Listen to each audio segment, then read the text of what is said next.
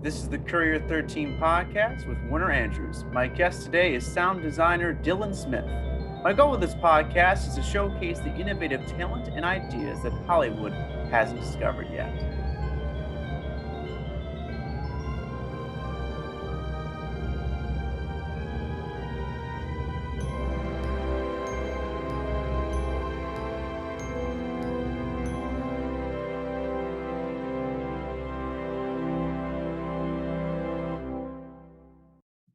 All right, we're going. Hey. What's up, man? How you doing? What's going on? I'm good. How are you feeling, Tim? I'm feeling great. I'm pumped. I'm pumped to be doing this with you right now. I'm pumped too, man. Because you grew up in Detroit. I did. Correct. Okay, so like, what was that like? Because I mean, I don't know how the Detroit filmmaking scene is. Like, I don't know like if it's really a place where people like get into film often, but I assume it is. But I just don't know. Honestly, I don't really know. I feel like I should know. I don't know too well either. Just because growing up here, film at the time was not on my mind as like a young kid. But I do know that what was on your mind as a young kid? When I was a youngin. When you were a young tyke, what was a young wolf, a young lion, a young cub. I wanted to be a doctor, Tim. Believe it or not. No way. Yes. No way. I wanted to be a cardiologist, and somehow now I'm a sound specialist. Wow. Yeah. You know, I mean, I can't say that I can't see that. I mean, I think you'd be a very nice doctor. I mean, I feel like people feel very comfortable coming into your like clinic or your office and asking you to check up on them. I still always keep health in mind because it's another passion. But yeah, I'm glad I do film now because it would have been a long, hard road. Not saying that film isn't, but the medical road is just a whole different. Well, yeah, it's a whole different road of exams and yes, constant a lot of years of school. Yeah. But no, I mean, it's funny that you ask about Detroit filmmaking because, I mean, I think we can agree that anywhere right now, filmmaking's a little sparse, a little dead. Things are starting to pick up a little bit more now that the vaccine's been out and the people are getting tested. We got masks, but it's I would say 2020 and 2021 has been a weird year for filmmaking, for sure. Yeah, how have you dealt with that? So I moved on to animations. Well, and I say that jokingly, but I have actually, just since there was not a lot of production gigs going on, was able to do some post-production for like cartoons and stuff.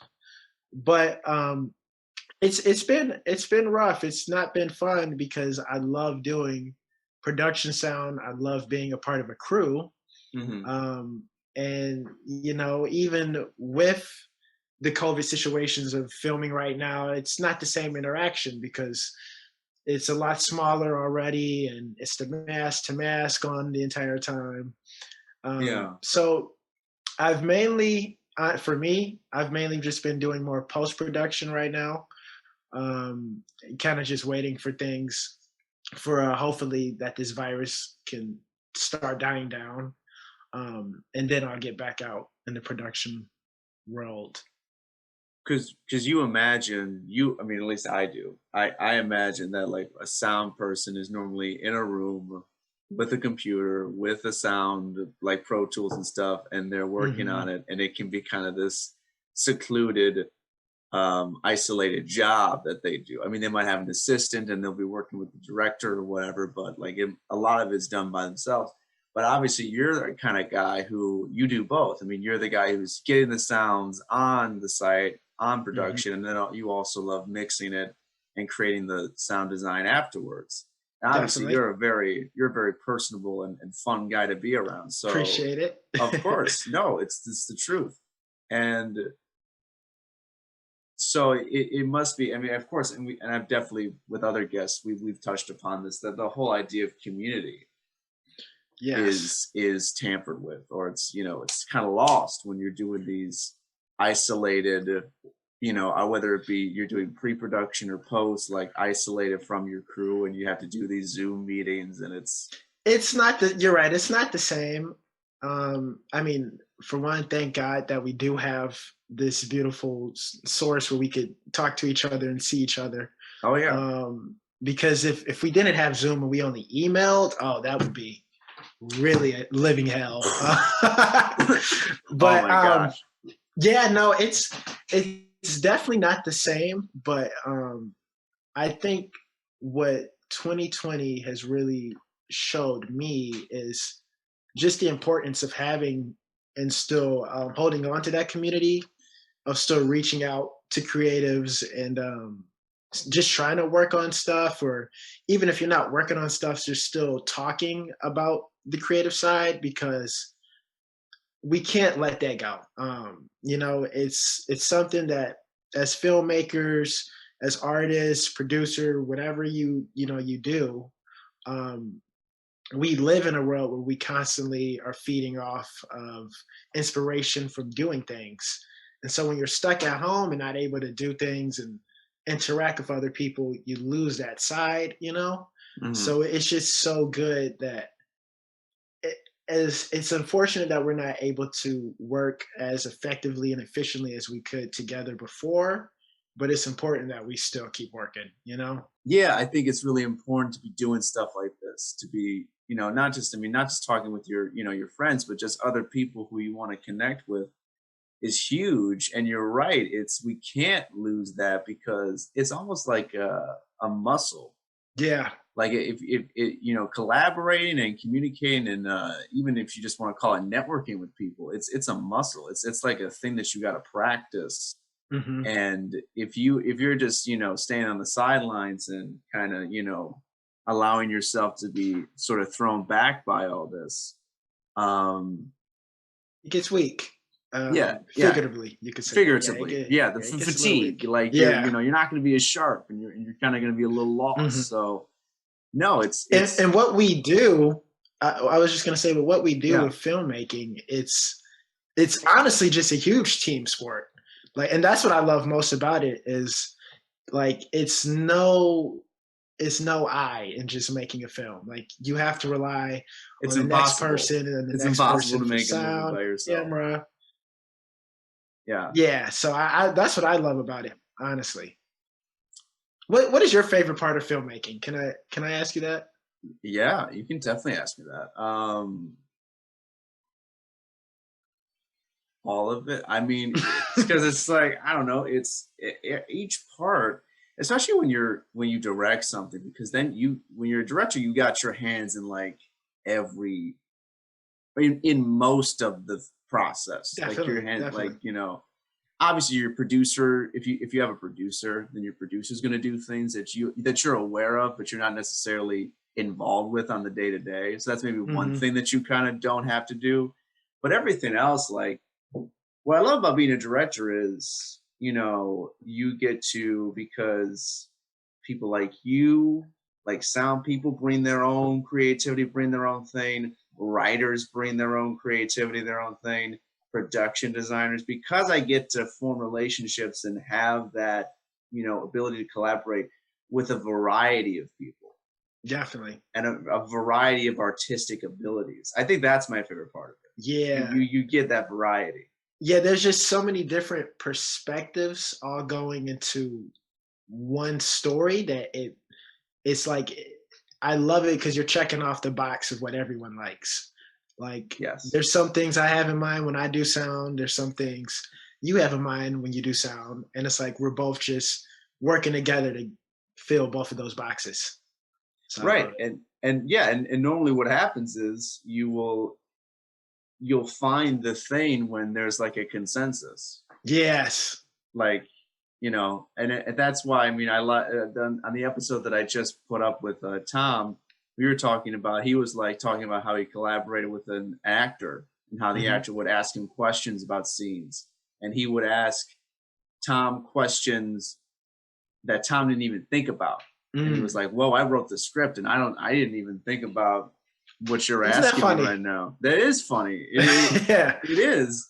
And then it's kind of, he described it sort of like it was sparring. Like the guy would ask him questions and then he would, throw back his answers and then throw out some more questions. And I think that's the collaborative process. It's like, it is kind of a sparring, a loving sparring, like a respectful sparring, but like, it's like and then once you guys you've thrown enough ideas and you've thrown enough jabs, you finally find something that's like, oh, that is it. I think we both can agree and find something here. Yes. I love the process. And I love it because it's in production and it's in post-production.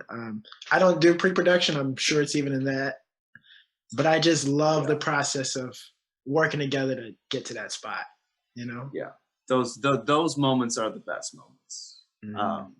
Those moments are better than finishing a script. They're better. I mean, they're not as good as obviously finishing the movie. That's the best part. Although I do think it's also important to note that, you can't just be waiting for the film to finish. Otherwise you'll probably lose steam. You have to be in love with the process, I think, to do this. I don't honestly, and it might just because I only do sound. I don't really think of too much about the end. I'm always in the present of when I'm doing the movie, because I think it's important to focus as much as you can on the little details, and then once it's done, you look back like, oh, okay, I did do all of this.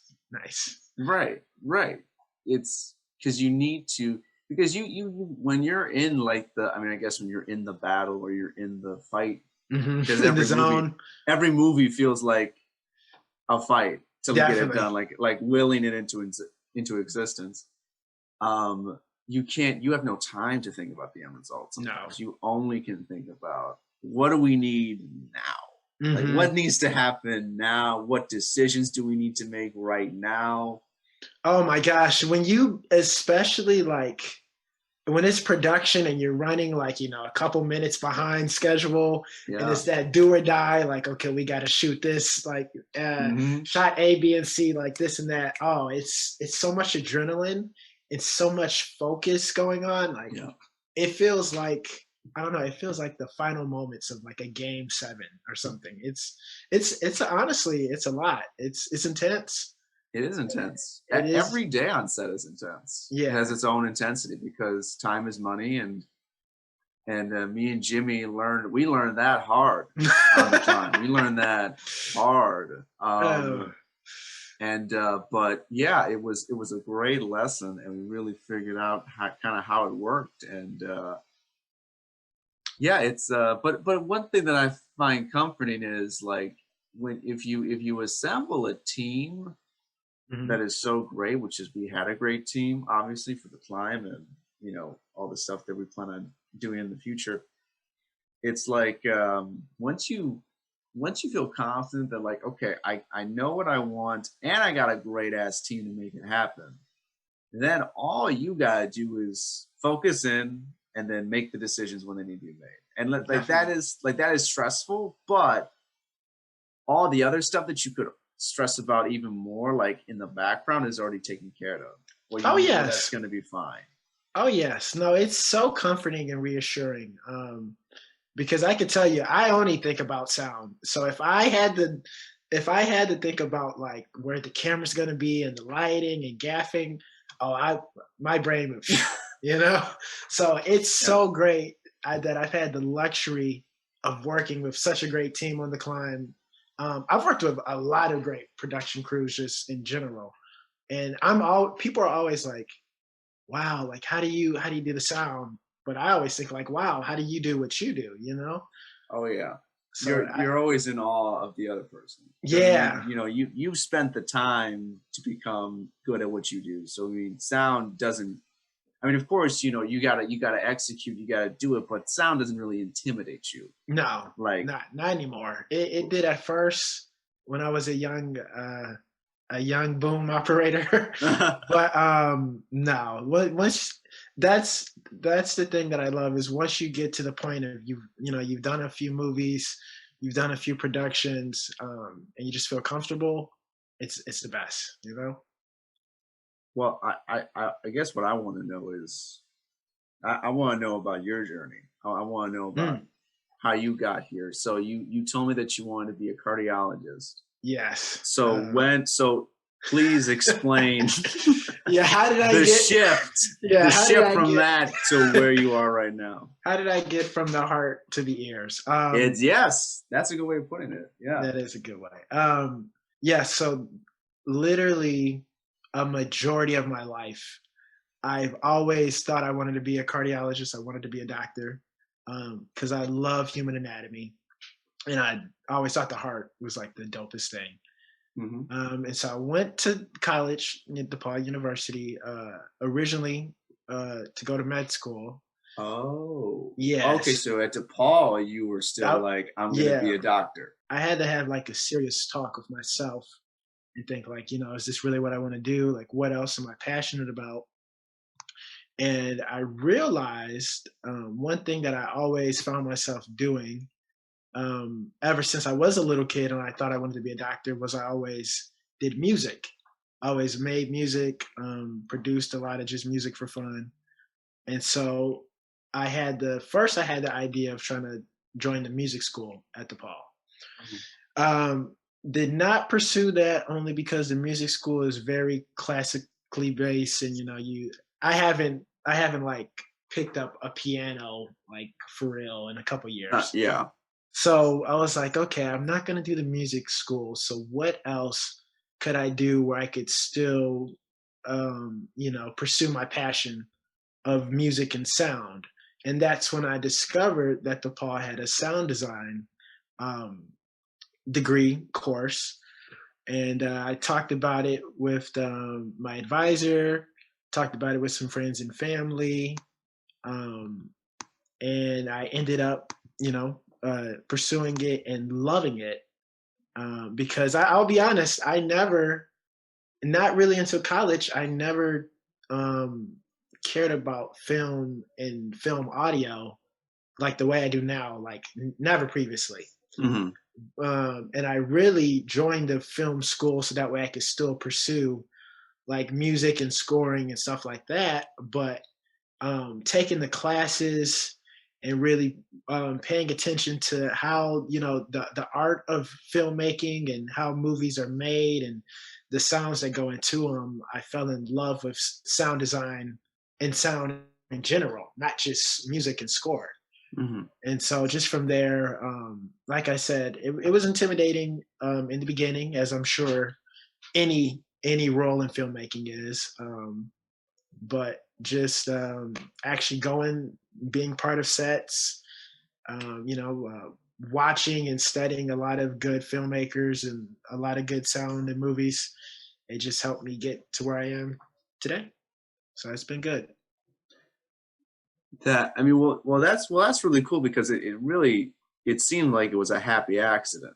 Yes. That you found this. Yeah, I honestly would have never imagined that I would love film and filmmaking so much. So yeah, it has been a happy accident. Yeah, that's weird how sometimes because when we're on set, obviously you come off with a lot of passion. You would assume that if I met you on set, I would have assumed that you were always passionate about it. Mm-hmm. Do you know what I mean? Like you would assume that, but sometimes in life, your passions are not the thing that you first gravitate to, and then they just find you. Definitely. We do not know how our lives are, I wish we could tell the future, but you never know how life's going to go. You never know what you're going to fall in love with, or unfortunately, sometimes you fall out of love with things, but I just know it was somehow my destiny to fall in love with film. And yeah. I'm so grateful to be doing it now, Yeah. Do you think I know this is getting kind of philosophical, but do you think a problem with a lot of people is and this even goes beyond people who are into film, but do you think a lot of people have problems because they don't trust the process of finding their passion and gift, and they cling on to things that they probably shouldn't cling on to because they found it first. Yeah, well, I mean, that's definitely a problem. I know some people with that problem. I mean, I think we all struggle with that problem. I've definitely had it. Because it's scary at the end of the day to like let go of what you thought you were always supposed to do, or to try something completely, different left field. It is scary. And it wasn't like an overnight decision for me to just join film. Like I said, it took a lot of other people giving me the assurance of, yeah, you should try out something different, because you never know what you're gonna do. But luckily, trying out something different is how I found what I want to do. Yeah, that's really beautiful. It really, I mean, because sometimes the thing that you're looking for is waiting for you. I mean, I don't know. I feel that way sometimes. I feel like the thing that definitely. Because I thought I would be an actor before I was like into directing and writing. Whoa, wait. Yeah, you never told me this, Tim. You thought you were going to be an actor? I thought I was going to be an actor because I thought I would. Here's the deal. And actually through the process, I realized that I always was trying to get into film, but I was trying to do it through the acting process. Yeah. I thought I would go to Paul. I thought I would go to the theater school. And then I thought I would, be like a dumb, like silly actor, like do like comedies and shit. Yeah. And do some funny stuff. And then eventually I would get famous or whatever. And then like the happy ending, just happy ending and be able to make whatever I want. And then they'll let me do whatever I want. And I'm sorry. Oh, you're perfectly fine. And then I auditioned.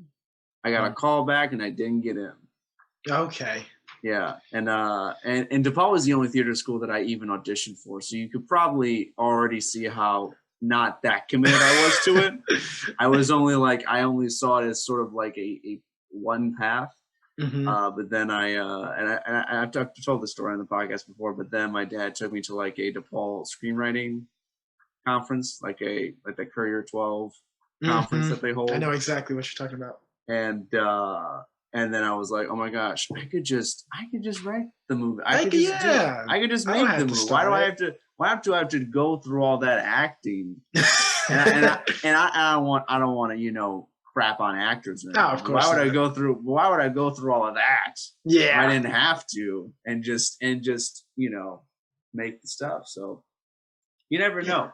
You sometimes you'll think it's going to go one way, and then you're like, oh no, there's a much, much better thing to do. There's a much better way to take your life.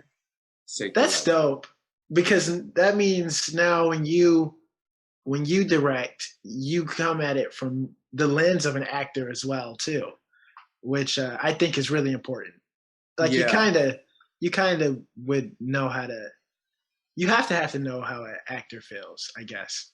Like not just in the moment of the movie, but how they feel in real life acting the role. You have to keep in mind of them too.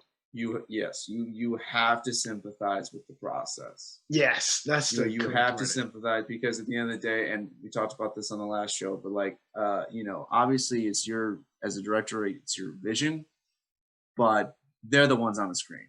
Like they're the ones who are vulnerable in that sense. Like I'm behind the camera. The camera's not on me. I'm not in the spotlight in that sense, but this is probably an important lesson that I learned on the climb was to not force upon a process on an actor. Mm-hmm. And with our actor Matt, I at times, and I definitely, especially after the fact, I recognize this. I was definitely trying to.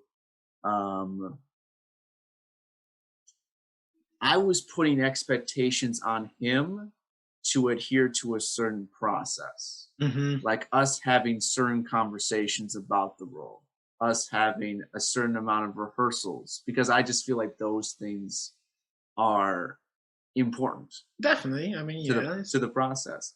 But I think on another level, and I think this goes back to allowing the actor to work with their process. Yeah.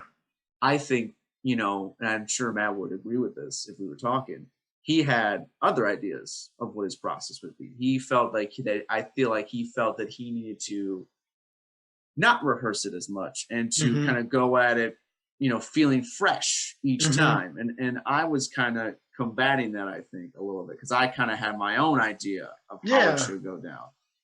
But I think, you know, what your first project like that teaches you is those really important lessons. Like sometimes it's important for the director to say, hey, we have to fully realize this character together and come to an understanding. So the actor does have to work with the director in that sense. But also for the actor to get to the place where they're going to be ready and feel good about getting in front of the camera and doing the take, that's a lot of, that's them. Like it's their own process, like you said. And I think it's important what you stated earlier is every actor does have their own individual process. Like they have their own sort of set of things they need to do internally to get to the character externally, you know? And it's valuable that everyone, directors and crew members aside, all understand that and respect it. And at the same time, it's important that actors know that, okay, we need you.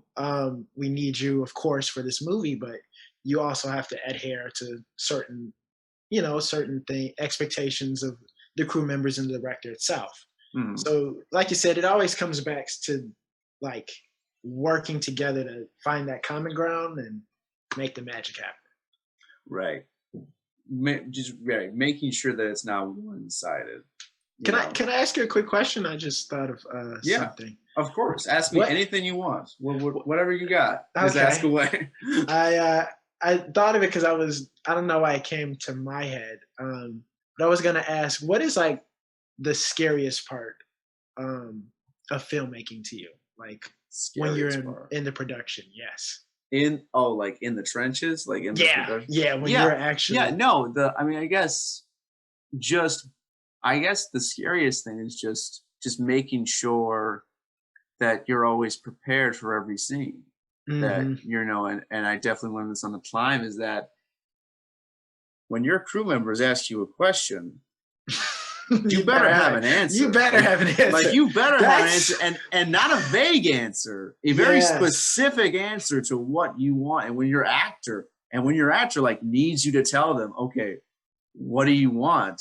And that's what I was saying about making the split decisions, like in that second, you know, because let's be honest, like you might not even really know all the time, but as a director, you have to at least, you know, you have to put on your game face and you have to know for the crew.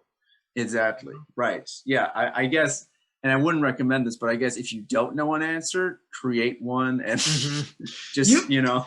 I think you should always be honest and be like, you know, like this is, you know, I'm not 100% sure. I wasn't expecting this, but this is where we move from here, you know? I agree. Because I also think, I don't know. I'm trying to think of a better word than truth, but I think the truth is a good word here.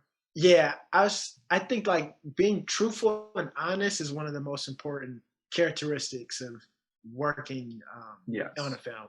Honestly, yes. Like if you don't think you can accomplish something, sometimes you just have to admit it. Like, I'm not sure if I can physically stand on top of this tree and put the camera clockwise, and like some things you might not be able to do.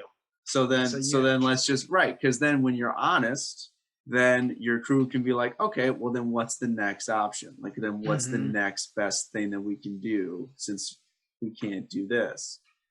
And well, this is why pre-production. I know we glossed over pre-production a little bit earlier, but pre-production is so important. The reason why great directors and great filmmakers know always what the answer is because especially if they've written the script, They've gone through extensive pre-productions, extensive meetings where they've talked with their crew heads about everything, so that, so that by the time when you get to production, a few questions on the day will arise, but so many questions have already been answered in the pre-production, and any question that will arise, there's a very good % chance that you know what it is. Yeah. Like that's where you want to be by the time you get to production. Like that level of preparedness. I was just gonna say, you can never expect, like, for how the filmmaking of a movie to go 100%, but you can at least expect the unexpected. Like you can kind of think like, okay, if this was to go wrong, then what would I do next? And this and that. Well, what I was gonna say is exactly connected to what you just said, because it's just like, we're talking about preparedness. Obviously, you should have such a great plan and be so prepared ahead of it. But you also got to be malleable, because things will change. Things will not go. Good word, by the way. That's the nature. Yeah, malleability is really key. Like, you can't be so stuck on your plan that you can't adapt, because then you're fucked. Yeah, honestly, it's over. And wow, it doesn't matter what you shoot, how long, or but the location, there's something that's gonna go wrong in every shoot. Like, just something you will not expect. Literally every shoot, something's gonna happen that you're gonna be like, was not thinking that was gonna happen. So where do we go from there? Yeah. And when you have a great crew, you don't have to worry about it. You don't have to worry about yourself, though, because then the crew can all work together and think of things. Oh my gosh, love it. Yes, and you know what? That's probably my favorite part, is when you actually have a problem and everyone like is able to fix it. Like that, yes. I think that's when you know, okay, my people are solid. Like our guys, our people, our crew is solid, because it's one thing to be able to execute when everything's going according to plan, but when shit hits the fan, you guys can get it done. Oh my gosh, that means everything. Yes, that's when you know you're in good company. Yeah, I love it too. I love wow, just you got to give it up for teamwork in filmmaking. You know, that's why why we're in it. Yes. And I guess because it's kind of like the theater, I guess, which I have very limited theater experience, but it's that community. It's the crew, it's the company, it's the people that you're with, and that understanding, because every artistic endeavor, whether it be theater or film, I kind of, and maybe people might find it a little interesting when I call this, but I think it's kind of like a war. Like you're in the trenches. Like you're in battle. You definitely are. Yeah. You're in a battle against nature, for one, wherever location you are, with having to deal with, the limits of that. 2, you're in a battle with yourself, because even when you're filmmaking, you're still internalizing. You're thinking like, okay, did I shoot that good? Or, where should I step for this? You're constantly battling yourself, thinking about things. And then 3, you're, like you said, like it's a team battle. So then you all are constantly fighting and thinking like, okay, like what should we do here? So it's a war zone. I agree with that analogy. Well, it's definitely a war zone. That's a great way of putting it. Just what you just said, like there's the outer, there's the the world, then there's you, and then there's your group. Like that's and I think when you're talking about like the individual part, like the the second guessing, I do think that the one thing that happens is like you do have to decide kind of at the beginning of your day, like, and I would say this for any crew member, but for directors specifically, because so much is on you. Like, you do have to decide, like, okay, I'm going to trust my people, I'm going to trust myself. in the moment, I'm going to make sure the shot and the performance of the actor is great. But then when it's done, we're going to move on to the next thing. Oh yeah. And I'm not going to think about it anymore. No, like, once it happened, I'm done. Like, okay. You have to move on to next. That is so important that you said that. You have to move on to the next shot, because if you try to still like linger on the past, you're not in the moment for what you're actually filming presently, and it's not going to be the same, you know? Yeah. It's being in the present moment, being, clear with yourself on what you're doing, and that's like the actual technical filmmaking. I think that's one half, but it's all about the psychology of the individual. That's the second half. Like for the camera team, you have multiple people, still looking at things. On the sound side, it's usually just, yourself listening. So you have to think, you have to like immediately think for like is that going to be a good take? Did I get the good audio for that so that everyone else would like it? Right. So it's a lot. Yeah. You definitely question yourself at times, but you just trust the process, Well, yeah. And I mean, I think that comes with experience. Those kind of feelings go away the more you do it.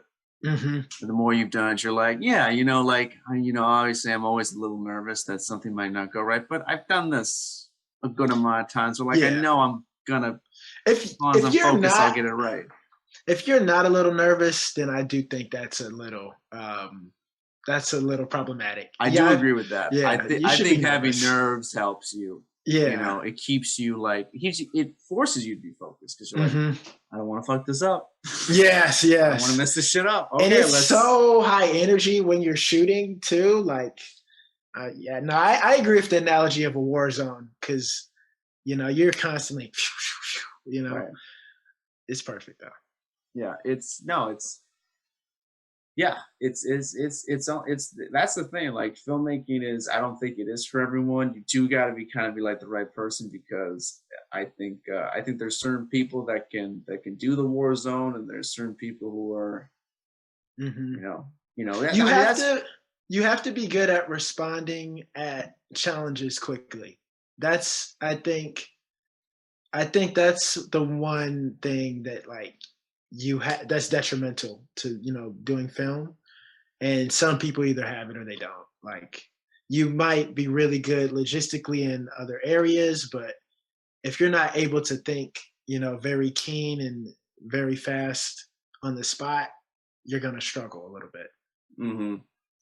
Yeah, I mean, I do think that you can get better at that. You can improve on that, but you have to want to improve. Like, you have to want to put yourself in those situations and get better at it. Yes. And what else was I going to say? Well, and I think, what we're talking about is the reason why there are some filmmakers who choose paths that have nothing to do with production. Like, there are some sound people who are like, man, I love being in the room and mixing the stuff together. I love that process. But I want to be doing my stuff once all the things are shot. Once all the footage is done. Like, you guys do that, I will, Which I know that too. I personally, I love production just a little bit more, just because I like people. I like interaction. Yeah. But I can see that too. And even in the case of post-production, there's still a lot of problems that arise that you have to think fast. Oh yeah. Maybe not as instantaneously, but there's problems on every side. Well, yeah. Well, I mean, in the professional world, I mean, if you're on a deadline, definitely. Oh my God, yeah. You definitely are like, okay, all right. So we got this cut doesn't really read. So we gotta rewrite the story through the edit. And that's one thing that it happens, and I don't want to say I hate. It's unfortunate when okay, I don't have enough time, so I can't do exactly everything I wanted to or clean as much as I wanted to. I know at this point, I just got to finish and then push it on to the next person, Well, because sometimes that happens. Well, I think especially if you're an independent filmmaker, it's very advantageous for you to just let the let your post team have as much time as they need, because then it'll really, you know, be the thing that you want it to be. Definitely. You know? When you have the luxury of time and just doing as much as you want and really getting into the details of whatever side that you do, you know, post, you know, color, sound, whatever, that's a lot better than when you think like, oh shit, I have 36 hours and, you know, I know they just want this, this, and this, so I got to make sure I at least knock those off. And then if I have time left, I'll do the rest, you know? Yeah. So, and I've had both. There's like challenges of both, because sometimes you lose a bit of drive when you don't have an instant deadline, you know, or sometimes also creativity flows better when you have a deadline because you have to think faster. So it's definitely, yeah, no, giving yourself, I mean, I know this as a writer, you know, just, I mean, I know a lot, especially when you're a young writer and you're not employed yet, you don't really have deadlines. It's all whenever you get your ass in the seat and you start typing. Like that's exactly. like that's your schedule. So, but I think, especially when you're in that scenario, especially when you're starting off, it's really important to give yourself at least like benchmarks of like, okay, I'm gonna be at this point in about a week. Yeah. I'm gonna be starting this section in a few days. I think that's really important, especially if you're a writer and you're starting. And I think this also applies to an extent in like post-production for a film. Like when you're like, okay, guys, we've been spending a lot of time on this. I think it'd be really cool if we planned on having a meeting like in a week, and like kind of expecting that certain things are be there in a week. Yeah. You have to have some type of layout, some type of guidelines of, you know, what you want to, you know, where you want to be at what point. Because if you don't, then like you said, you can lose track of spending way too much time into one scene or making one sequence perfect, where then it's like, okay, you still have the rest to do, you know? Well, and you know this as a creative, like if you don't like, you know, kind of force yourself to go along to like, you know, to the next thing, like the next section of something. Like I know this when I'm writing, I'll spend like way too long in the scene and even run the risk of overdoing it because I get so like into this scene or into this moment. And then you're like, okay, no, why don't I force myself to go further a little bit? And then maybe I'll come back to this and edit later, but I think I put in a lot of time on this. Let's go forward. I wonder, honestly, Tim, do you think that's just something that you learn with time and experience? Because I feel like everyone, when they first start off as a creative, they always struggle with, you know, they want to perfect something. But the more you do it, that's when you realize like, okay, like I gotta move on. I gotta have I have to think about the next. No, definitely. You're definitely right. Like that is a thing that comes with you doing it over and over again. You realize, oh, I'm solid enough where I can, you know, I don't need this amount of time to do this. I can trust in it. And on another note, sometimes like you work so hard into perfecting one thing and then you perfect it and you don't always get the response that you think you would get. Like, and it's vice versa, where I've had a lot of times, like I've done some sounds or made a score, which I didn't think was like the best and people loved it, you know? So you never know. The main thing about creating is at some point you have to realize that this creation, my baby, is not just for me, it's for everybody. So how can, you know, you have to get to the point of, okay, expecting how other people are going to react to it and how, you know, letting it be their baby.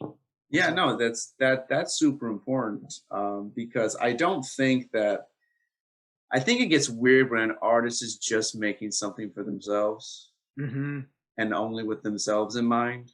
I think that gets really weird and sort of, I think the art kind of gets lost a little bit. Yeah, I think it's interesting, but I agree with you where it does get lost because if you only have your self-interest in, then really what's the motivation of someone else to have interest in your own work, you know? Right. So no, it's definitely something that, everyone's going to struggle with. But yeah, you also have to think like, yeah, how is the audience going to react, and how do I want them to react? Yeah. Yeah, I'm actually reading this the Andrei Tarkovsky book, Yeah, Sculpted in Time. you know how I Yeah. feel about that guy. I go back and forth. He makes films that are very very specialized. They're Yes. very for a very specific kind of audience member. Mm-hmm. But I think, because I mean I like some of his movies, and I'm not a big fan of, again, sometimes they're hits and misses for me. But I love the way that I just finished the second chapter of it. I love the way that he just thinks about art. Mm. I think I love the way that he writes about how the image is a poetic expression and not always necessarily a means of just driving a plot or a narrative forward. No, definitely. And I like how you said that too. And what was I gonna say? Well, and that's the whole reason why I even brought up the whole like thing where it's like, because he talks about the idea of like the artist, he's trying to make he or she is trying to make something that presents his worldview, but he does it so that the audience can find a catharsis in their own experience of the world through what the artist is presenting. You have to, in order to bring someone else to your world, you have to like extend it to make it both our world. Is that what he's going along the lines of? Yes, I definitely think on a level that's what he's saying. It's or at least that's how I interpret it. It's like you're, and I think that just goes back to universality of art. Like you're trying to make something that is so you. It's so uniquely you, like no one but you could have thought of it or have made it, but someone else has got to watch it and see these characters, understand what you're saying, while also being like on a subconscious level, be like, that character, man, what that person either experienced or suffered through, or or the triumph that they had, that resonated with something that resonated with something that happened to me, or just how I feel about my existence in this world. Honestly though, like, isn't that so crazy that like that's a thing? Like that what really happens? That's what we're all aiming for. Like I know. That's the end goal. I think it's so beautiful. I think that is insane that I can make something, we can make something that we have our own beliefs and reasons for making it and what we think about making it, and then someone else sees it and they have their own meaning behind it. And sometimes you don't even have to share. I think it should be shared that you have the same meaning as the artist who created it. But that's not always needed though. If I watch a movie or I look at a painting and I get something different out of it, as long as I get something out of it, that's the importance. Yeah. Yeah. No, that's absolutely correct. And there's another thing that he touches on is like the purpose of art is to create a catharsis and to create an emotional response through something. And I'd love to get your kind of opinion on this. It's not, art can hardly, at least that's what he's saying, art can hardly teach people. It can prompt people to think and have an emotional response about something, but I don't know if art can teach you to, like, for example, to be a good person. I think it can prompt your better angels in you and make you feel something, But I feel like if art could like make you a better person by now, with all the art that's been created, we all would everyone be would be angels. Yeah, you know what I mean? Like, well, it's for one, I don't understand people who like don't like art, which is a real thing. I know that's a real thing. Are there really people out there who are like, I don't appreciate any artistic thing? It's weird, but I've met them. Like I've taken people. You've met these people. Yeah, I've taken people to museums, and they'll be like, like it's nice, I guess. Or even like it's a time when you'll show someone a movie you love, and they'll just be like, oh, that was cool, or something. Right. Well, maybe but do they like something else? Like maybe they rejected one form of art, but do they like? I mean, have you met someone who just is like no to music, no to movies, no to paintings, no to like? Everything. Honestly, I do know I do know like one or two people who are like that, which wow, like they only like the art and the things that they do like, they only like it for the social reasons because they know everyone else likes it, and so they kind of feel like they should. But I definitely know some people, they would be like, yeah, if movies never had to be made again, like it wouldn't bother them, and that would like kill me. I mean, I would be like, take me off this. I don't want to live on this planet. If there was like a law that was like no more art, I'd be like, what's the point? What? Yeah, like what's the point? I'm moving to Mars. I'm calling up Elon. Yeah, I'll do whatever.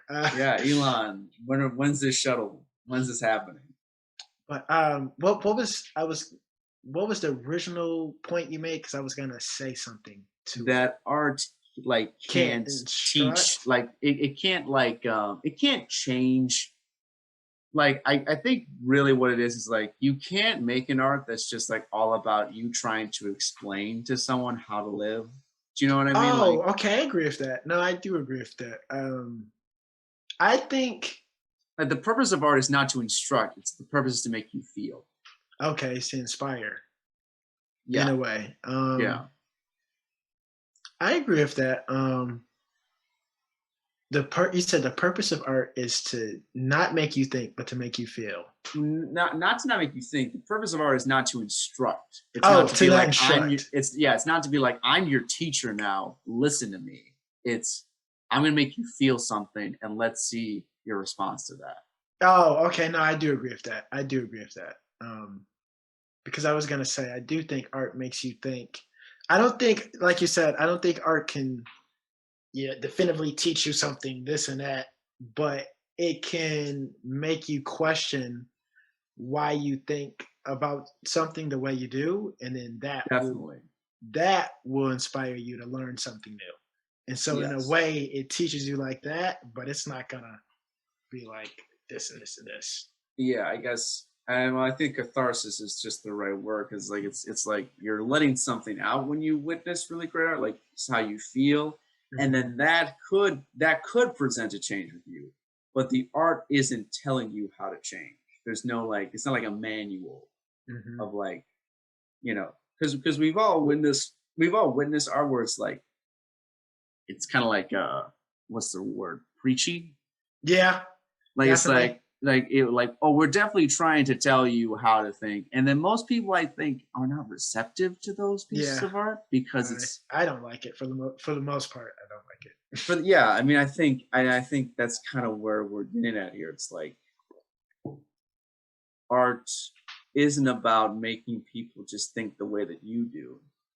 It's about making them feel the way you do, and like feeling that intangible understanding about the world and about themselves. Yes, it's a lot of contextualization, but like what I want to say, I don't know, it's just so much philosophy that goes into art that like subconsciously you might not even be aware about, but every time you just look at art, you're constantly just already rating it. You're thinking about something about it, Like you could just look at a basic picture of a dog and immediately you are thinking about something else without even knowing.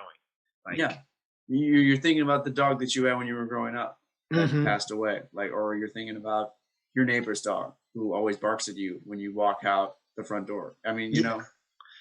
And so that's that. Like we were saying earlier, that's to bring it back to film. That's what's so beautiful, because you make a movie thinking about certain things and not knowing that the audience is going to resonate it with their own personal experiences completely differently. What do you? Can I ask you another question?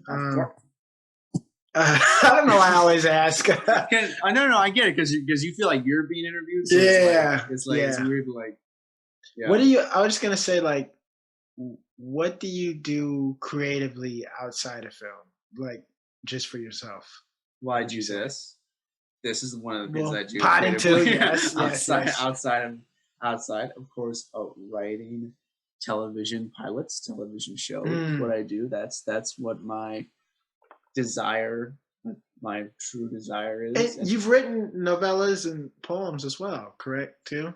I have written some poems. I have written some short stories. Okay. My real love, and what I really love getting into is writing television, spec pilots and stuff. I'm actually, finishing up one. I'm finishing up the first draft of one. Really, it's like draft 1.5. Mm-hmm. But I know there's like it can get up to like 20 drafts or like yeah, like the screenwriting process. Oof! I took 2 screenwriting classes, and I'm like, yeah, this is a lot more work than what you would think. It is not easy. Yeah, none of it is. I definitely would not. I mean, if you're the kind of person just like, I just want to make money, maybe I should do screenwriting. Nope. There are tons of other ways to make a lot of money. Don't just do something else. Don't do that to yourself. You're not gonna if you don't love it, you're not gonna be successful in it. Mm-hmm. And of course, I also, I guess I don't know if you can call it creative. I do a lot of yoga. Oh, definitely. I like yoga too. I'd love a good yoga sesh. I've been digging that very much recently, and creative wise, and now it's just like doing posts on the fly with you and all these other amazing people, and preparing for a web series, the Niobe web series, and preparing for my next phase, I guess, because I'll be graduating this spring. Yep, crazy. And then I'll be What is that like? You are not in school. Oof, I know. It has been wild. Especially in this like job climate right now. Like I said, there's definitely work to still be found and work to be done. I was able to find some work, but it's an interesting time, I should say the least. To say, how did you get into animation? So luckily, I will say for one, at least like at the Paul in film school, your name spreads around when you get used to doing one thing. Yeah. And so just being known for doing sound and doing post-production sound, had animators also like hit me up, for work. And just doing that, you'll be surprised. I've always surprised at the gigs I've gotten, because most of the time, and this will sound bad, I don't usually find the work. Someone like passes it to me. And so there's been a lot of times where like I've just animated for someone, and then I'll be like, I'm actually working on this project with a team. They would love a sound designer on board. And then that's just how you work. And the same thing happens on the other side where I, push someone else's names forward.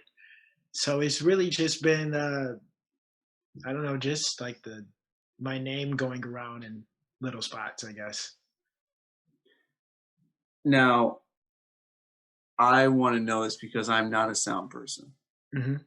How does sound work? And I guess what I'd love to go in now is like, what is your advice to sound people? What is your like advice to people who want to get into sound? Like what is your views on sound mixing and what you do, I guess? Definitely. Good question. I think my advice to anyone who wants to do sound, if you're already thinking about doing sound, do it. Because a lot of people don't even really think about sound. There's been a lot of times where I've been surprised at the lack of care that other people might put on sound, where, I think sound is equally just as important as any other aspect in film. Sound is, I mean, I don't want to interrupt you, but sound is everything. Like, yeah, I mean, it's as much as everything as the images that you put on screen. Definitely, unless you have a silent movie, and even that, like the lack of sound says something in itself. Right. But if you're thinking about doing sound, you already got your head in the right place. So for any person who wants to do it, I would just say don't overthink it, because you can definitely overthink sound a lot, just like any type of creative process. And at the same time, just think, like, if I did not know this movie, this sound, whatever, if I've never heard this before, would I want to know this movie, sound, etc., just from hearing it? Like, so many times, like we've stated before, you get so caught up on your own ears, your own perspective, your own thoughts of sound, where you got to take a step back and then think of, like, okay, how else are other people going to hear this? Right. Like, I mean, and that's why you got to run it by your directors, and, you got to run it by people, because then you're like, okay, is the sounds that I'm putting in here giving you, like, is it really, do you actually hear them, and are they like are they making you feel the way that I want you to feel? Want you to feel? Yes, definitely. Yeah. It's important for one, like I said, to not overthink, but to also try out as many options when you do sound, because you never know what's going to work. You never, like I said, you have things planned, but as you're going along designing sounds and mixing sounds, you'll get a new idea, so just go with the flow. Don't get so caught up in thinking about the technical side of, like, okay, this has to be at this decibels, or, I'm gonna do this and that. It should be fun at the end of the day too. Yeah. Which is crazy to say, because there's a lot of times when it's not fun, but I mean, I've used Pro Tools. That shit seems so tedious, and so, like, yeah, like you said, with screenwriting, with anything in filmmaking, you gotta love it. And if you love sound, you can take the time to do it. For you, what is the hardest part of constructing the sound design? Is it, getting the dialogue right? Is it getting the background, like the soundscape, right? Like, what is it just putting it all together that's the difficult part? I think the hardest part, that I always struggle with, is knowing when to stop, which is why I thank God that I have directors, and that I just have other people to listen and be like, okay, like, that's enough. Because, like you said, you can overcomplicate things. Anything you create, it's never going to be 100% perfect in your eyes. You're always going to think, like, oh, could I have done this differently? Should I go back and redo something? You got to know when to stop.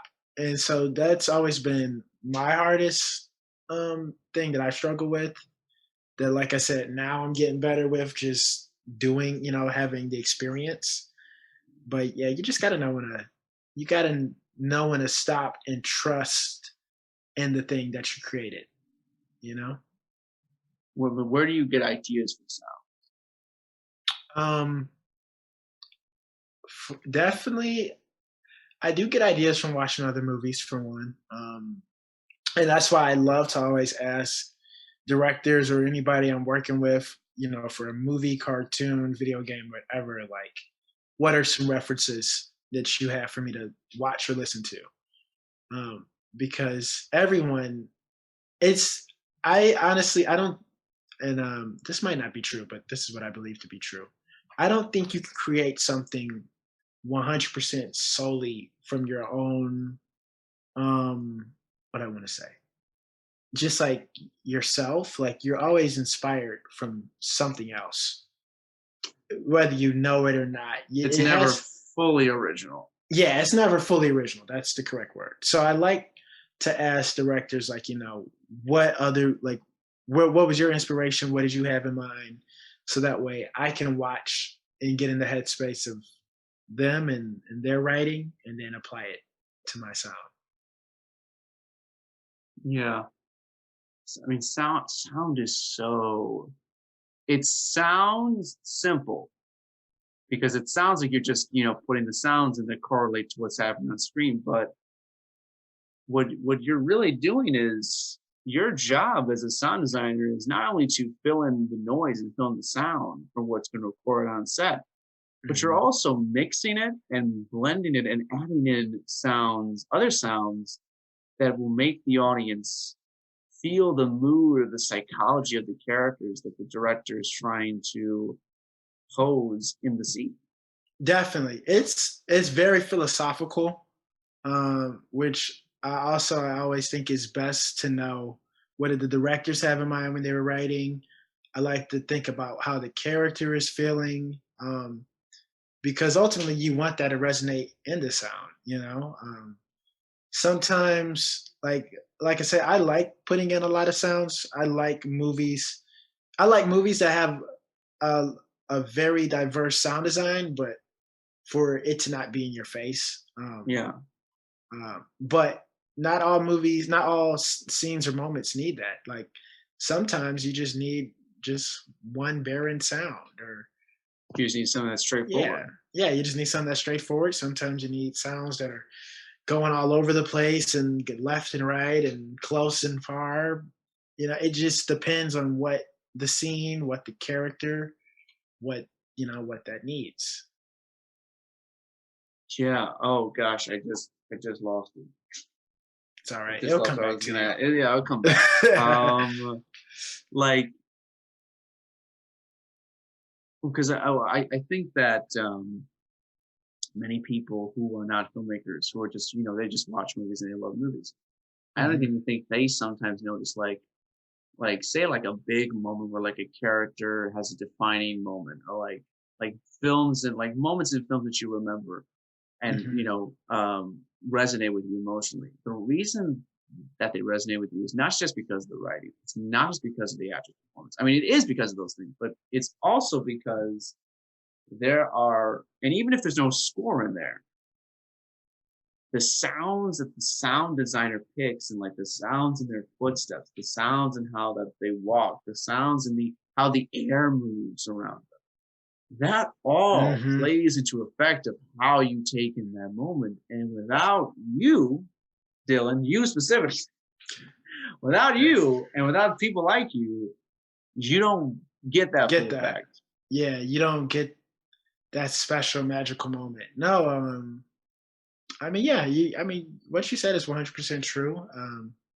I think that for anything, honestly, for anything that goes into filmmaking, there's so many little things that goes over the audience head, that goes over even the other crew members' head. There's a lot of things you have to think about to try to make the scene perfect. Because it's crazy, because you have so much control in a movie, and at the same time you don't. Like, I can put in as many sounds as I want, but at the same time the movie's already been filmed. So like, it wouldn't make sense for me to throw in certain things. I have to make sure that the sounds that I'm putting in fits for the movie, So I have all the freedom to do whatever I like, but at the same time, I'm grounded in the reality of the movie, and I'm trying to make that real for the audience. So yeah, it's a game. You got to balance things out. I like to try to put in a lot, and then after I put in a lot, just work with the directors, and then they'll be like, okay, take that away or redo this, and go from there. Yeah. I mean, what you say is so profound, and like, yeah, I always gotta tip my hat to sound people, because sound people, they're the best. Thank you. We appreciate it. Yeah, no, it's true, because sound is one of those things where it's definitely the one thing that I can't do. Like I can't do sound. Like I said, it's so funny because it seems like there's always that divide of like the people who do, like, if you do camera, you know lighting, and if you know lighting, you know gaffing, and if you know like you kind of know all that, but then there's still like, okay, but then you do sound. Like, right, but yeah, and then there's this, because sounds like it's like there's the two halves. Yeah, and sound is like, sometimes sound, I think, for especially for directors, can be the elusive side to it. But some directors really know what they want with sound, and in a way, I think when I think I always know what I want with sound, but it's really important for me to have a sound designer who can really decipher what I'm saying, because sometimes they'll know what I'm saying, but sometimes I'm not just really articulating it the right way, but they'll know, like, okay, I think this is what you mean, let's try this. Like, okay, you want me to go over here and try to do this? Gotcha. Yeah. What is I don't know, how do you feel about sound now after having done the climb, like, how do you look at sound back to how do you look at sound before then? I look at it much differently. I think, well, I mean, I guess I look at it differently, but also I don't. Like, it's yes and no. It's when it comes to sound, like, I know that for me, I need someone who can decipher what I'm saying. Like that's important to me. Like, I know that that's something that I need. And I've always had an appreciation for sound, but seeing the work that goes into it, and just that there's such a preciseness to everything that you do, and you're putting sound in for every frame, for like every shot, for every scene. You're the guy who's making it come alive. The images are just dull and flat, and they're just images if you don't have sound. Yeah. So it's an immense respect and an immense, like, oh, this is such an important position. And if you're a director and you don't care about sound, you don't care about having someone who's really good at sound, you're fucked. Yeah, no, yeah. You don't care about your movie, honestly. You don't care about your movie that much. Yeah. No, you need good sound. I can tell you, speaking as one person in the sound community, like, we love to hear it. It seems like, as of recent, actually, a lot of people have been taking sound a lot more seriously. But I know when I first even started at DePaul, like, people were just like, oh, like, all you have to do is just point a stick, or just turn up a knob. Right. Well, I think what it is I think a lot of directors, a lot of young filmmakers are intimidated by sound, so they don't want to deal with it, or they want to deal with it in the least painful way as possible, so it isn't revealed that they don't know shit about it. Yeah, like, you know what I mean? You think it's easy, and so you're then like, oh, like, anyone could do it, but then, like, when it's time for you to actually do it, then you're like, oh, like, there's a little bit more that goes into this. There's a lot more. There's a lot more than you think. But it's fun though. I love doing sound.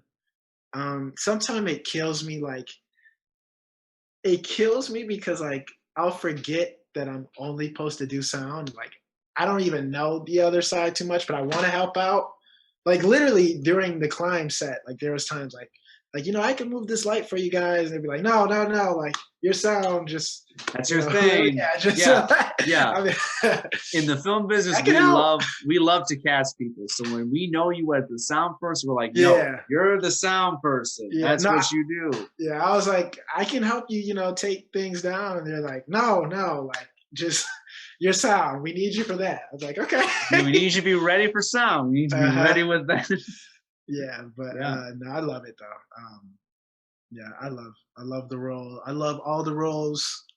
I love that like I said, that we might not all know exactly what we do or how we do, but we do it together and we make it work. Yeah, everyone brings something to the table, and I felt that with the plan. I honestly felt like everyone was there had something that they were bringing to the table that one person didn't have, fully. Like, yes, each one had their piece that they brought. My gosh, like PAs are so important. Like, I don't know. Oh my God, never disrespect your PAs. Yeah, I hope it's not true. Like how they say in Hollywood, how some people, some companies might shit on PAs because, whew, like those are the most needed. If we didn't have those PAs bringing equipment and anything, stuff over, anything, any and everything, whatever you need, like they will be there to help you.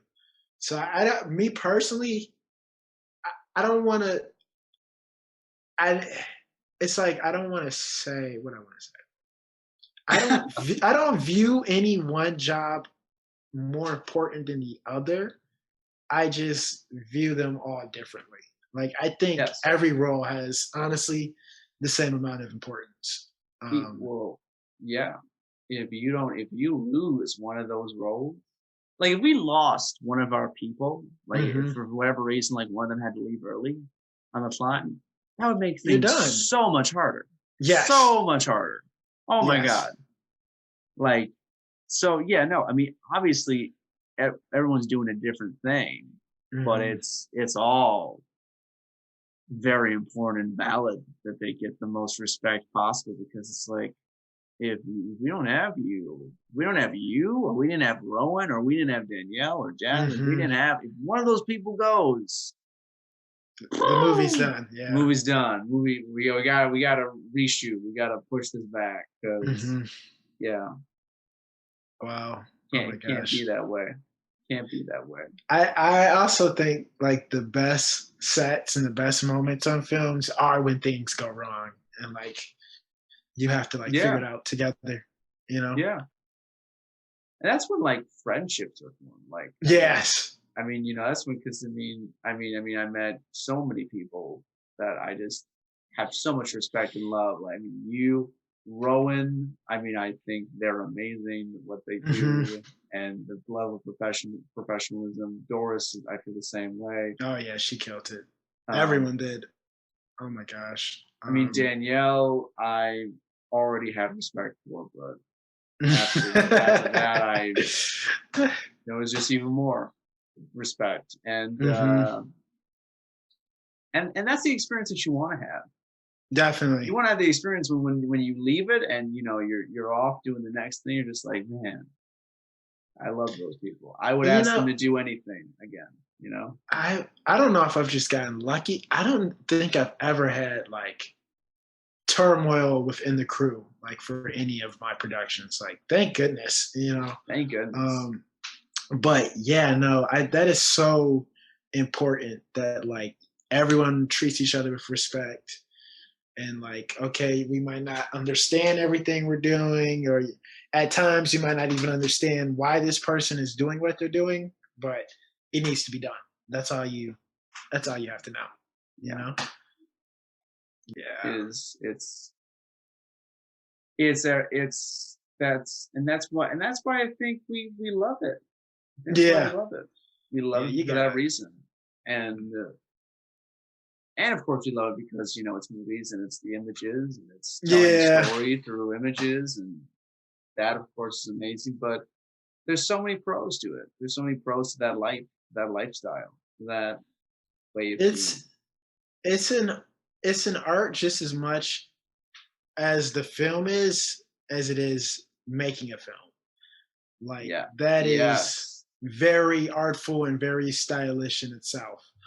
Just the dynamics within people and how you treat people and how they work. And because, not everyone's even an extrovert on set. Mm-hmm. So, it's like, how do you, make everyone feel comfortable, especially as a director? That's what you have to constantly think. How am I going to make everyone feel comfortable? Navigating interpersonal relationships is an art form, especially when you're collaborating in an art form. Mm-hmm. You nailed it on the head. Like, it is like, I constantly, when I was on set and when I'm on set, I'm constantly like, whenever I'm going to say anything to anybody, I got to think, okay, how am I going to say this the best way for them to receive it? Like, how is it, like, how am I going to get this across to them personally? Like, to this person specifically, how am I going to say this to them? Because I might not be able to talk to them the way that I would talk to that person. Like, that person might be easier to talk to. That is so important, Tim. That's another really important thing you said. And I think that's the distinction between like a good director and a not so good director, or, I mean, even besides director, just like a boss or a leader, is you can't expect to talk to everyone the same way, because we were not all raised the same way. We don't all interact the same way. So, a certain way that you get action out of the DP, you can't talk the same way you would talk to the gaffer, or talk the same way that you would talk to the PA. You have to know who you're talking to, their role as on set, and even as a person, how do they act, and then go from there. And the only way you're gonna get good at that is by doing experience. It. Yeah, just the only way you get good at that. It's first. Like I said, it's intimidating. I'm sure you can remember the first time you've been on a set. Like, it was intimidating, Yeah. But yeah. Yeah, the climb was intimidating. Yeah. Yeah, it was. I'm not gonna lie. The first day always too. Like the first day, we not only was it intimidating, we had the setback. Yeah, setbacks in the first day. Yeah, but we rose above. It's funny how quick, like, you'll go from intimidation to frustration, like while filming a movie. Like, you're always nervous, and then you'll start filming and you're like, okay, I feel pretty good. And then something will happen and you'll be like, God damn it. What? Yeah. Right. Right. Yeah. Because, here's what happens: that the intimidation turns into just focus. That the intimidation, you're intimidated all the way up before that first question. I guess I'm speaking from the director's perspective, but then that first question is asked you, and then 12 other questions get asked, and all these questions are being asked, and then you're just engaged in answering questions. Yeah. And then you kind of get into a rhythm. But then some shit happens. Yeah. And it's like, always the one. It's always the one. And then they're like, okay, man, so all the questions that you answered, cancel that. Because now we gotta do this. It's gonna change everything that we talked about just a few seconds ago. Like, that's when, if you're not used to it, and if it's your first time, I'm sure it happened to me. The frustration is gonna boil in you. It's gonna come out. Definitely, yeah. It's gonna happen. We're human. No one's perfect. And then you're like, well, you gotta change this, or this isn't gonna happen. So put it there. Put the camera there. Let's avoid this, and it's gonna be different. Yeah. It's like, we're crazy. Like, we are crazy, Tim. We are insane people. Anyone who can make a film, like, you have to be somewhat like out there. You gotta be a little. Yeah. You gotta be a little bit. You have to be out there. You gotta be like hungry for something to have so much drive into making something that, like you said, is not really like real. Like, you have to be like a little out there, but that's what I love. I love meeting everyone. Like, honestly, I do love, like, in the beginning of all the shoots, where you go around and, you state your pronouns and what do you do, where you're from. Like, it's just, it's good to meet people. it just comes back to that cooperation needed in filmmaking. Yeah, and it reminds you that, oh, I'm not the only crazy person out there who wants to do this. I'm not the only one who's completely out of his mind and wants to, to do this. Yeah, you're like, okay, there's other people that's very nice. Yeah, definitely. Nice. Yeah. Oh my gosh. Wow. I'm trying to think what else. What's a question that you really want to ask me? And I think we can let's really get like the paramount question right here. The deepest in there. The deepest question possible. Okay. Is there ever a time when you're writing or you're directing and you second guess like what's even the point? Like how do you? I'm sure that's happened. So like So how do you? Good question. How do you deal with that? Like oh yeah.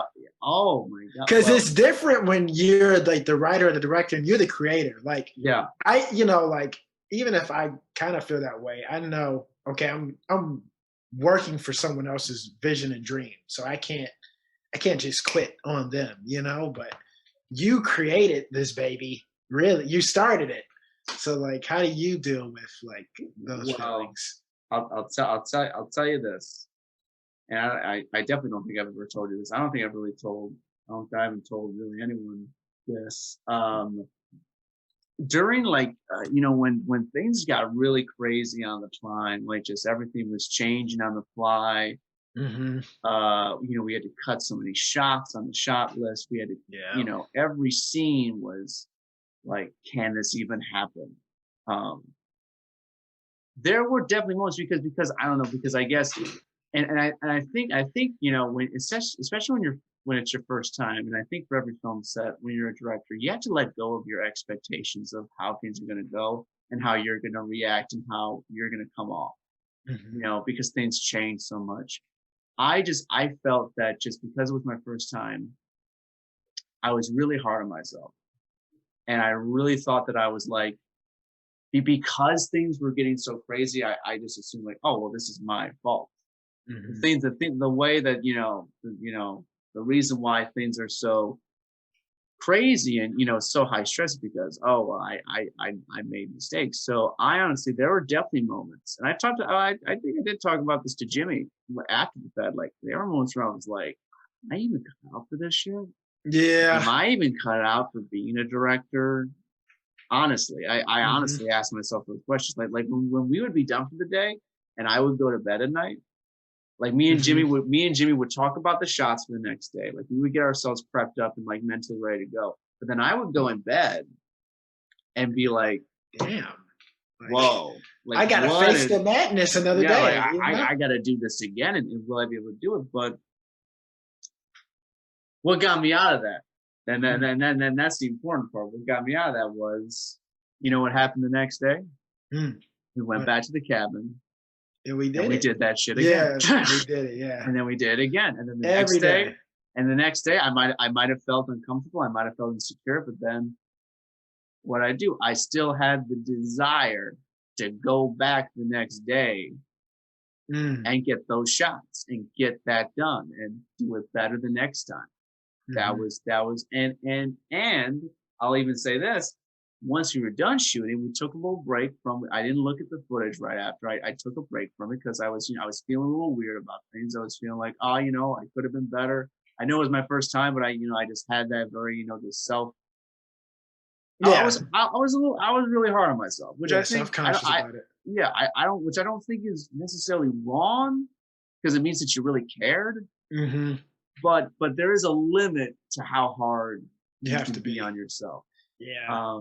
But immediately after I got back from set, I started writing. I immediately dived into the next thing that I wanted to do. And that's where stuff like Niobe, the web series that I'm going to do coming up, came from. Like it was just, I was just like, what, man? I feel weird. I feel bad. I know that edit is going to turn out great, which it did, which thank God. I'm so proud of what we've done so far and what we're going to do with the climb. But in that moment, right after the fact, I was like, man, I gotta start working. I gotta get dogged. I gotta write the next thing. I gotta do the next thing to prove to myself that you're gonna be okay.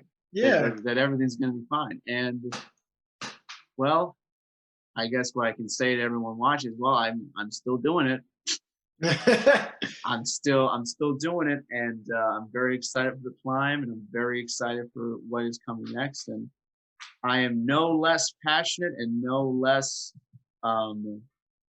confident of my abilities and what I'm going to do than I was when I started the climb, because I understand now, looking back at it, that, well, one, we actually did get the movie done, which I didn't really understand that when we finished it right off the bat. But also, I realized, oh, you going through that process, you being thrown into the war, being thrown into the trenches, that's part of the process. Definitely. So you gotta trust the process. You like grow up in a sense. You definitely like you said, it's do or die. You know, you have to like learn. And I honestly, I look forward to the challenge of filmmaking. I think, you know, like every other movie that you do, like the next and the next you should do should be harder. It should be bigger. It should be, it should be better. You should be working to constantly getting better in your craft. So no, I agree with that. I think it's something that like, as creators, we have to talk about, because everyone feels that way. Everyone at some point is going to feel like, you know, am I good enough? Should I still keep doing this? And I don't think, you know, that's only a beginner thing. I think even if you're rich and successful and a mega Hollywood star, like even Christopher Nolan level, he's probably still thinking like, damn, like, you know, I'm, you know, at that point, you made a name for yourself, so now you have to keep it up. So, you know, it's definitely, you know, the self-doubt doesn't go away. But like I said, if you're not nervous, if you're not feeling some type of way, then to me, that's not a good sign either. No, it's again, I don't recommend people to like mentally torture themselves. But I'm not advocating. But I also I would tell them, don't feel bad that you would expect more from yourself.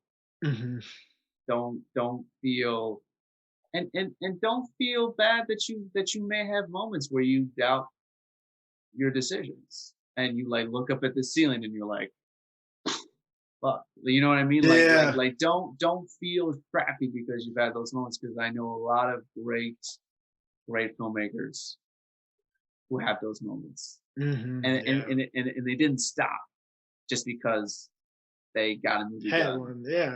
Like, it's not, you will feel that because this is hard.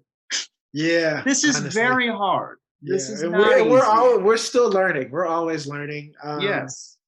Like, it's crazy because you know, like I look at, like I say, I don't get the camera, the lighting side of things. So like I look at them and think like, wow, they're so perfect and they know exactly what they're doing. And they probably are feeling the same, like, you know, feelings of me of like, am I doing this right? Or what should I be doing here or there? You know, so it's, like you said, it's inevitable. You just got to fight through it. And you got to know that everyone's going through it with you. So, you know, you can call for help. Right. I mean, and I know that I can talk to Jimmy about stuff like that. I can talk to anyone I know like about that, because guess what? They're going through the same thing. And I think it's the good filmmakers who question where they're at, and question where they can go, and question whether or not they're doing enough. Because when you got a filmmaker who's just completely satisfied, it seems like they just stop. And it's over. They're just like, well, I'm good. And then they walk out. And it's, I'll tell you, be that guy. I don't know if maybe because I'm not like maybe it's because I'm not the director.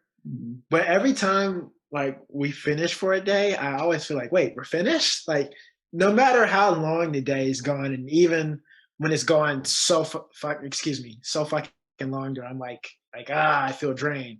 Even when they say like, okay, you're done for the day, I'm just like, wait, like that's it? Like, like I always still expect there to be more. Like I can still want to do more. Yeah. So yeah. I get what you mean, because there's so much that you want to do, and then you're like, okay, but no, we have to sleep though. And then Yeah. like, oh, we have to sleep. We have to though? eat. We have to eat though. Okay, we should probably get some water. We should probably drink some. We've been standing for 5 or 7 hours. We should probably sit down for 5 minutes. Yeah. But yeah. I will say, and I can imagine how frustrating it can be as a director, because even like sometimes when I'm doing sound, like I don't want to stop because I feel like I'm in the flow, Mm-hmm. So like it's weird because like as a director, you got to make that call of like, damn, like I want to keep going. I know we could do this, but does my crew feel that same way? And sometimes it's only 1 or 2 people in the crew who feel like they need to stop, or vice versa. So it's hard. It's hard of making that decision and knowing, speaking for the crew, okay, we're done for today, or we're taking a break. Yeah. No, what you say about flow is everything. Flow, like all artists know, like when you're in it, you don't want to stop. Yeah. There's nothing that can make you want to stop. But then your producer or your first AD will normally step you aside and say, hey, this crew needs certain things to function, which is food and it's drink. Okay, you might be in the flow, but there's 7 other people. I can't tell you how many times in the climb I had a conversation like that. Like, you might be wanting to do this right now. I want to sleep. Yeah. yes. Yeah, and when it's your crew, I mean, you're outranked. I mean, you're outnumbered. So it's like, okay, we're gonna stop. You can't piss off the crew. Like that. No. That's a foolish game to play. Yeah. Oh my gosh, I love it though. Yep, I do love it. As you can tell, I definitely like production a little more than post. Oh, definitely. I mean, production is where you get all the materials that you need to. Well, I guess I can't say that because you also get sound files and stuff. And, there are other things that are incorporated later on. Special VFX and color and right. I can't say that, but the base. It's the aliveness. It's the community. It's the team. It's the unit that is everything. Mm-hmm. And you're a great person to have on the team. Like, I appreciate that, man. Absolutely. I mean, I'm just so grateful to be a part of the team. Like I said, I don't want to devalue any other crews, but the Climb was my favorite crew that I've worked with yet. Oh, really? Oh, yes. I didn't know that. I didn't know that. Nah, you should have known that. I probably should have known that. Everyone was just a real pleasure and a treasure to work with. Like, I'm not joking. I agree with that. Yeah, I agree with that. I'm so excited that people are going to see what we did. Yes, yeah. I think it's coming along really nicely. Like, the more I keep working on it, and every time we have meetings, I'm just getting more and more excited. I'm like, oh my gosh, it's getting there. It's getting there. Yeah. Oh, and when you see it in color and you get that score in there, then it's like done. Yeah, we get the sound design and then color and then score, and that's it. Done. and then you give it away. And then you give it away. Yeah. Oh my gosh. Oh my gosh, man. Well, I mean, I don't think I have any more questions for you. I mean, I probably do, but I can't think of it. Yeah. Like, I feel like I want to ask you more, but I don't even know either. Like, I don't. Hey, here's my final question for you, man. Okay. What do you think is? Why do you keep doing this? Why do I keep doing? Why do you keep doing this, despite all the craziness that we mentioned, despite everything that with COVID and all the things that can deter someone from doing this, why do you think you haven't lost any momentum? Well, I'll give you a personal example for me. So yeah, wow, was it last year? Last year is when I did my first like short film. Before I did The Climb, I did another one, which was completely by myself for sound. And you know, like you said, it's your first time doing it. So I was really intimidated, didn't feel good about it. Even like I did the production and the post. So even when I watch it to this day, I still feel like, oh, there's things I could have done better. But I've played the movie. I've had showings of the movie in a theater. I've played it around other people, and I've actually gotten like some real reactions from the film. The film is called Pain is the Agent of Change, by the way. Short, dramatic piece that I don't think is anywhere online. If you look it up, something will come up about it. Great film. Shout out to the director, Tristan. But anyway, so I did the movie and I felt like, you know, like, okay, I guess this is the best I can do, but I don't know if it's that good. And I just remember showing it to other people and getting a real visceral reaction of like actual, you know, happiness. I've actually seen people like cry from watching the movie. That's when it connected with me that like, okay, like it's bigger than what I just do. It's bigger than just what a director or editor just does. It's the film itself and what it does for someone else. And if I can be a part of that process of inspiring, you know, some type of feeling or whatever out of someone else, I damn sure want to be a part of it, you know? Yeah. So that's why I stay with film, because I know what it means to me and I know what it means to other people. So I want to be a part of it. That's great. Thank you. That's a great answer. Yeah. That's why you do it. I mean, it goes back to what we were saying. Why does art exist? Why is it even a thing? It's because we want to give people that, and we want to see that happen with an audience. Definitely. And like I said, it's sometimes it's unexpected. It could go both ways. Sometimes you expect something, you know, really good or an audience to react one way and they don't resonate with it as much, but it's just the chance that you take, the thrill of, oh, is the audience gonna get this or are they gonna feel this way? That to me is just so enticing, and I want to be a part of that. Yeah, you know, I think it reminds me of something that the screenwriter Aaron Sorkin said. He was like, that name is so familiar. What was A Social Network? Okay. You know, A Few Good Men. Those films. Also, he wrote The West Wing. He was a showrunner for The West Wing too. Oh wow, I've been meaning to watch that because I hear that's a really good TV series. Very good. It's very good. I'm gonna check it out. But he said like Ryan is really tough, and it's like he was talking specifically about writing, but I think this goes for just like the filmmaking process. He's like, it's gonna be really hard. You're gonna spend hours and hours on end. It's gonna frustrate you. You know, you're gonna second guess yourself. It's, you know, it's all these negative things may arise while you're doing it, but when you get the chance to be in a theater in that dark room with a group of audience members watching it, people you might not even know too. Yeah, it's complete strangers, and they laugh at a joke that you wrote, or they cry at a dramatic scene, or just something really hits them. You'll feel like you can fly. Yes. Yeah. Like and that is what we are chasing every time we decide to make a movie. That's what I feel.